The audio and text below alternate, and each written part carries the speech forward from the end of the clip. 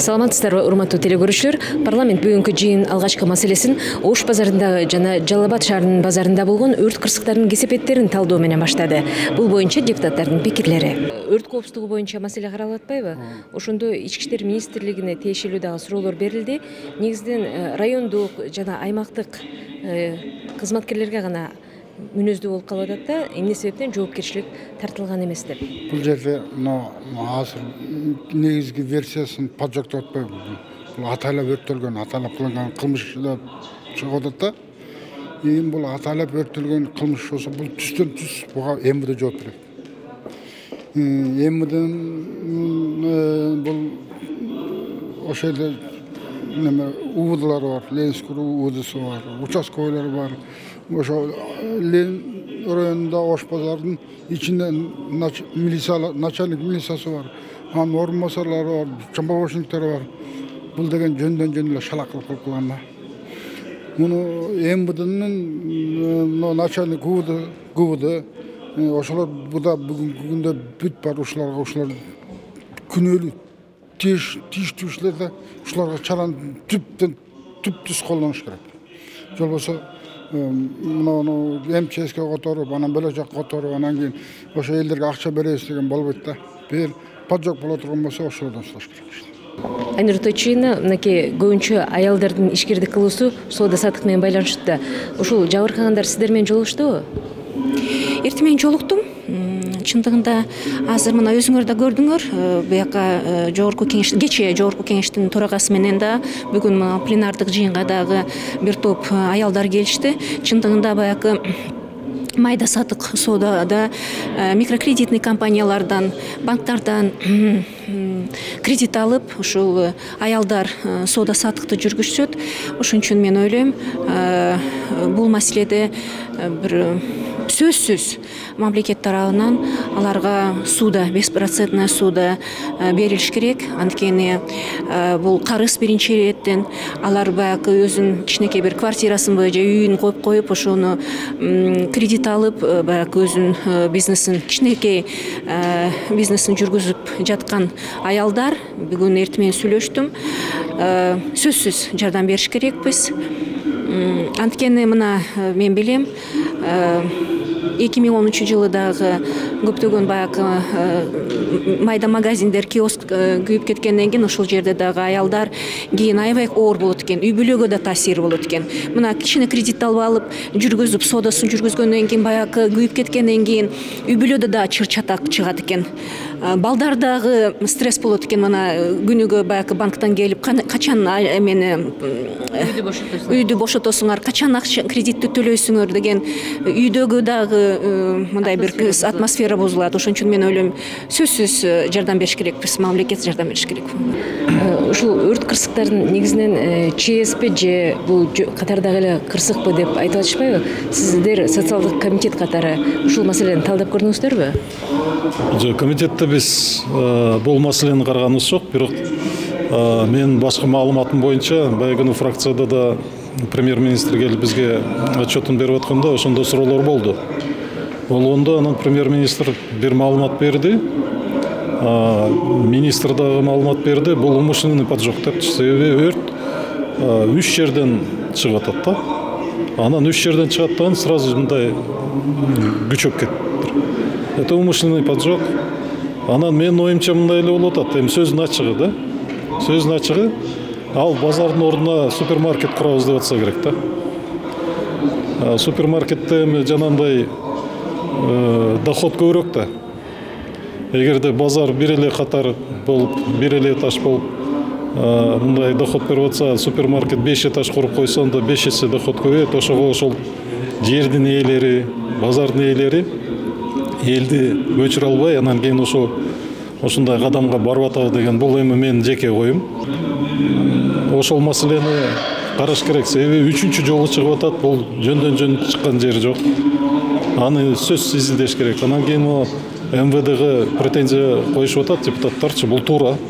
Себеби мурункусунда жакшы изилдебей, анан кийин мына бир жолу өрттөштү, экинчи жолу, азыр 3-чү жолу өрт чыгып аткан бул уже кылмыш да. Буну караш керек. Анан кийин кайдыгер болуп туруп алган болбойт. Бактыйр Кишиш негизи өрт коопсуздугун сакташ үчүн милдеттер эки башка ведомствого берилип калгандыгын кандай карайсыз? МЧС министрлиги бул өзгөчө кырдаалдар боюнча саясатын жүргүзөт. Алдын алуу иштерди жүргүзөт жана алардын кесепетин жоюу боюнча жүргүзөт. Бирок эгерде алдын алуу жүргүзүп атканда ошондо ал иш-чараларды жүргүзөт да. Мисалы ар бир кайсы мекемеге өзүнүн предписанияларды берет. Бул иш-чараларды жүргүзүш керек. Анткени сиздердин мындай коркунуч бар деп, өткө деп.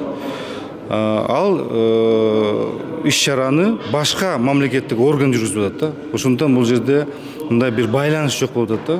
Ошон үчүн көзөмөлүн дагы, иштерди аткаруунун дагы ошо бир мамлекеттик мекеме өткөзүш керек. Бул өзгөчө кырдаал министрлигине өткөзүш керек деп айттым. Анткени өзгөчө кырдаал министрлигинде ал жерде өтө көп кызматкерлер бар. Алардын мүмкүнчүлүгү көп. Экотехинспекциянын мүмкүнчүлүгү жок. Бир адам, эки адам бир 2-3 районду эле тейлейт да. Ал бир адам эч кандай жакшынакай иш-чаралар жүргүзө албайт. Сапаттуу иш-чаралар жүргүзө албайт да. Ошон үчүн бул көзөмөлдү кайра ошо МЧСке өткөзүш керек. Жалалбек Күрүшбекович, ушул Ош базарынын айланасындагы маселеге фракция кайрылдыбы? Ош базарынын айланасында чыр боюнча кечээ күнү кошмо жыйында каралды. 3 оппозиционный фракция карадык. Өкмөткө биз өзүбүздүн тапшырмабызды да бердик. Бул өкмөт отчетун берип атканда айтылдык. Мен да айттым. Негизинде өкмөттүн программасында 40 кадамда ушу пожарный безопасность деген өз 57 пунктунда бар болчу. Бул боюнча иштелбеген билинип калды. Анткени мына Ош базарда 3 жолу пожар чоң базарлар күйүп катталды. Жалал Абадтан бир базарыбыз. Бул боюнча негизинде өкмөт жардам бериш керек. Мына элдер жабыркап, товарлар өрттөнүп, канча кредиттер төлөй албайбыз деп ыйлап, биздин парламенттик төрагага чейин келип кетишти. Буга биз тараптан дагы, өкмөт тараптан да бардык мүмкүнчүлүктөрдү колдонуп туруп, элибизге жардам бериш керек. Анткени акыркы может тыйынын алып, күрөөгө коюп үйүн алып иштеп аткан биздин бизнесмендерибиз бүгүн өтө чоң жабыркага дуушар болушту. Ошон үчүн өкмөт тарабынан сөзсүз түрдө буларга жардам бериш керек. Алмазбек Манасбекович, сиздердин Ош базарында карап жаткан маселеде кабыл алына турган токтомго сунуш бергениңиз болдубу? Премьер-министр биздин комитетке келип, жылдык отчетун бергенде бул поджог 3 жерден бир мезгилде күйдү деп айтты да. Анан кийин биз баягы күйүп бүткөндөн кийин артынан чуркап атабыз. Буга чейин Ош базары 2 жол күйдү. Азыр Жалал Абад базары күйдү. Биз жанагы айтып атпайбы? Бүгүнкү күндө биз 50 000 сом штраф бергенбиз дейт экотехинспекция. МЧСтин пожарный болсо өтө чүргүчтөр айтат, биз 50 000 сом штраф бергенбиз дейт. Эч качан көз карабастан, мыйзам боюнча кандай болсо, ошонун да артына чейин барып, бүгүнкү күндө Ош базарын өчүрө албаган себеби ошол өрт өчүрө турган машиналар киргенде жана өрт өчүргөндөрдү караганга мүмкүнчүлүк жок. Ол биринчиден, мен ошол комитет менен жолугуп азыр эле сүйлөшкөнүмдө булар айтышты, где-то ошол жерде иштеген жумуш менен камсыз болгон 1,5 миңге жакын киши бар экен. Асты 10 миллион сомдон 15 миллион сомго чейин, аркасы 100 000 сомго чейин жоготушканда. Бул өтө оор жоготуу, 1,5 миң кишинин артында эч болгондо 3 киши болгондо дагы 5 000 киши болот да. Ошон үчүн менин сунушум ошол жерде иштеген, ошол эле экотехинспекцияны, ошол эле пожарныйды, жана башка жооп тийиштүү органдардын начальниктерин сөзсүз түрдө жумуштан алып, аларга ушу эгер керек болсо кылмыш ишине козгонго чейин баруу керек деп айтам. Биз эми бул өкмөткө келип талабыбыз биринчи место ордубузду тургузуп берүү. Экинчи күйүп кеткен чыгымдарыбызды ордуна коюп берүү. Үчүнчү ошо кредиттердин мына 90%ке жакын ошол жердеги 1,5 миң 2 миңге жакын адам чыгым болуп турат азыр. Ошолордун 90% кредит менен иштейт. Ошолордун мөөнөтүн узартып берүү же процентин токтоп туруу. Ошол талаптар менен келип отурабыз. Негизи месталар орундар үчүн төлөчүсүздөр да, аларды карабай турган кишилер бар болчу да, охранниктер бар. Место ордун биз мына договор менен иштейбиз. 2020 жылга чейинки договорубуз бар. Патент, брон бардыгы да документально иштейбиз ал жерде. Охранниктер бар. Кечинде охранниктер калып кайтарчу.